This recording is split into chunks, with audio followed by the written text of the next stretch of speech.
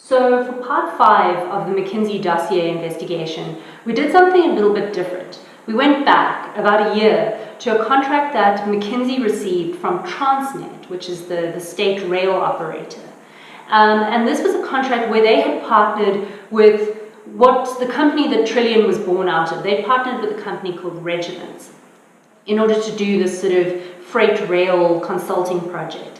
What we managed to find from whistleblower documents was a paper trail which showed that on that particular contract, around 55% of the fees that Regiments was receiving were being paid to these sort of letterbox companies.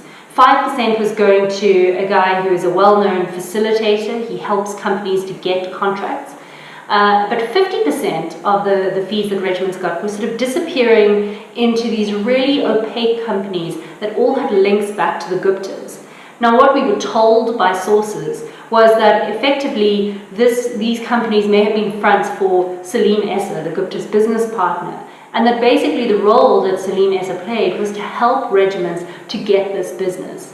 Now, it was really difficult to tell whether McKinsey was aware of this or not. We asked McKinsey, we asked them 6 times over whether they were aware that their partner was paying a massive chunk of their fees to these Gupta-linked companies.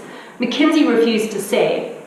But what's really interesting for us is that, Trillian, the contract that McKinsey had with Trillian at Eskom, in that case, McKinsey wants us to believe that they didn't know who they were partnering with. They didn't know that they were partnering with a Gupta-linked company. It becomes more difficult to believe that, though, when one looks at what happened at the Regiments, at Transnet, and basically signing up for exactly the same service.